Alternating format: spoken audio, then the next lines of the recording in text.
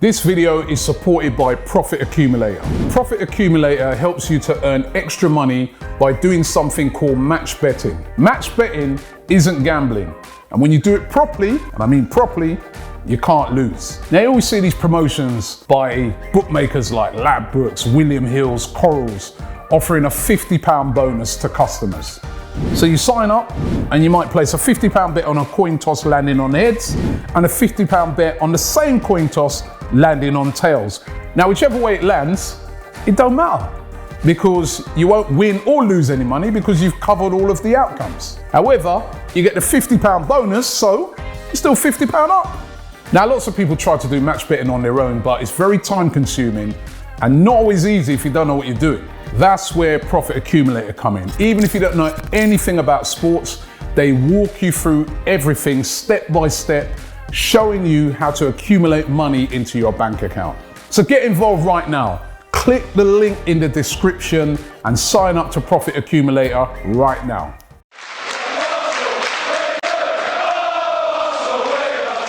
Hello and welcome back to the Women's Football Show with myself, Pierre-Emerick. Football is finally back in the WSL. Well, it was back last week, but majority of teams, Arsenal especially, excluded from playing last week's games, which would have been the first game of 2021 against Aston Villa. It was postponed due to hashtag DubaiGate. A lot of players travelled out over their winter break period, their holiday period over Christmas and New Year's to Dubai. I don't think with permission, and it didn't go down too well with fans. The club released a statement, which I have here, that said the WSL fixture against Aston Villa women that was due to be played that weekend was postponed due to health and safety reasons. Although initially all of the first team players tested negative on return from their Christmas break, one player has subsequently tested positive for COVID-19. As a result, several first team players are now observing a period of self-isolation as a precaution in accordance with the FA and UK government protocol. The fixture will be rescheduled and a new date will be announced in due course. Now that was officially from the club, Arsenal Football Club. Now, I'm not sure if this self-isolation has caused a disrupt in training for any of these players because there were key players that were on the bench against Reading that should have started. Now, I'm not sure if Joe Montemurro underestimated Reading's side because, of course, the losses that they've had and last weekend's game against Chelsea where they absolutely ruined Reading. Fran Kirby in particular, not only scoring a hat-trick, but scoring 4 goals, putting 4 past them and absolutely taking the mick out of their defence. Now, I'm not sure if that's the reason why Joe Montemurro thought, okay, we're going away to Reading. It'll be fine. We smashed them last season. We'll do it again. Let's put an inexperienced back line. When I first saw the starting 11, I honestly thought this was a draft and it wasn't. It was a mistake because as much as I want to see debut players get a debut, I just didn't feel like this was the right game to bring Anna Patton in. She was paired with Lotte Wobbin-Moy, and for me, that's a very inexperienced back line. There was Leah Williamson on the bench, Jem Beattie, who were then introduced into the game in the second half because at half-time, Joe Montemurro made 3 key changes, which I believe should have started the game. And I asked him about that, and here's what he had to say. I know that Tim touched on it briefly just now with the 3 substitutions made at half-time, especially 2 defensively. Was it safe to say you wasn't impressed with the first half performance? No, I think we were below par all game. I don't think we can pinpoint a period or a time. I think we just didn't get into our rhythm, and I just felt that we weren't positioning ourselves well enough for the passing opportunities, and just needed to fix that. The game ended in a 1-1 draw thanks to Emma Mitchell's wonderful set piece that was put in by Lauren Bruton. They led the game for majority of the game because it was a very early goal in the first 5 minutes. We then, I can't say we got back into the game because Miedema was very quiet.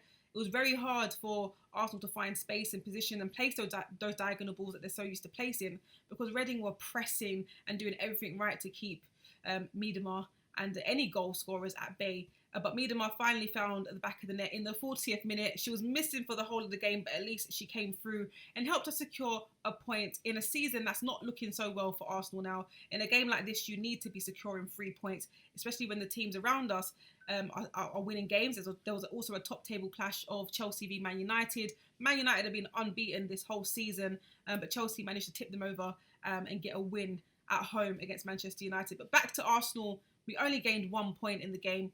At this time of the season, I know there's a lot of games to go on, but I had to ask Joe Montemurro what the objective was of this season now because it's Arsenal. We should be winning leagues, no pressure, and we should definitely be qualifying for Champions League football. Now in the WSL, only the first 2 teams qualify for Champions League football, and at the moment we are still currently in 3rd position in the table. So I had to ask him what the objectives are for the season, and here is what he had to say. And looking at the other WSL fixtures with a top of the table clash happening today as well, is there a new target for Arsenal this season? Is the target still to reach, Champions League qualification? Our target is to win the next game and play good football. It'll take its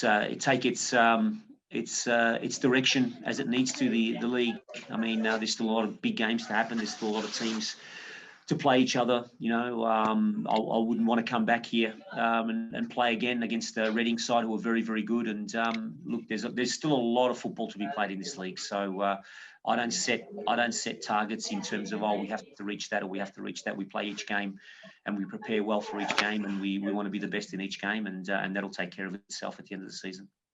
Thanks, Joe. That's all for me. Thanks, Pippa.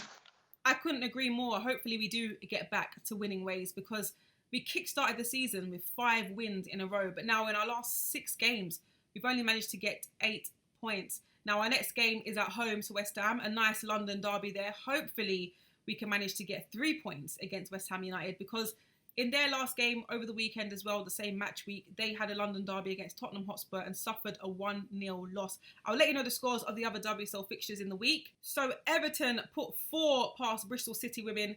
Birmingham City and Brighton drew 0-0. Reading 1, Arsenal 1, as you know.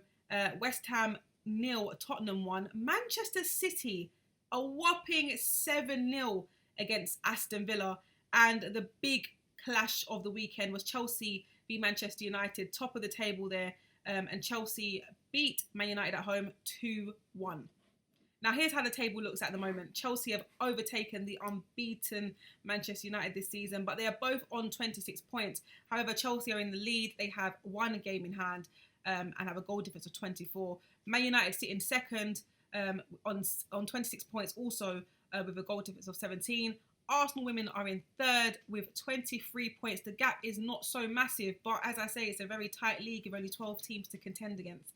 Manchester City are just underneath on 21 points.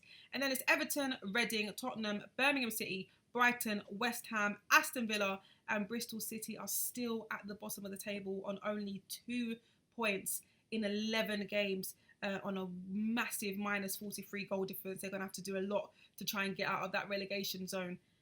But yes, that is how the table sits at the moment. Hopefully, like I said, we can get back to winning ways. It's not the end, guys. I know there's been a whole heap of, it's not, I have to speak on this because it's not, we don't usually see this in the women's game.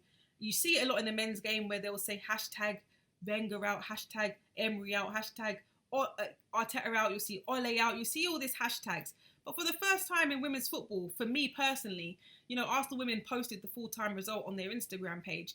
And there was a lot of comments that said hashtag Joe out, and they were just not happy with his decisions. Like I said, playing the defenders that he chose with his starting lineup, and they're just not happy with him at the moment. And I'm quite surprised because he's done well for Arsenal, and things are not completely in his control. We're playing against COVID and all these other things that happen in the women's game, and it's very hard to get back into the swing of things after such a long break. They haven't played since December, and then to come back mid-January.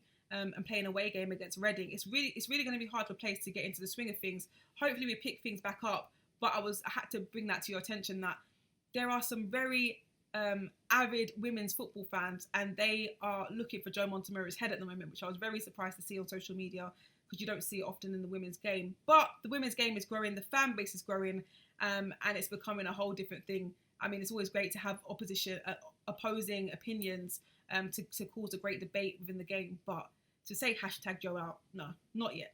Too soon. I like what Joe's doing, and I'm sure he can get these girls back to winning ways. Fingers crossed. Thank you guys for watching. This has been the Women's Football Show, and I will see you next week.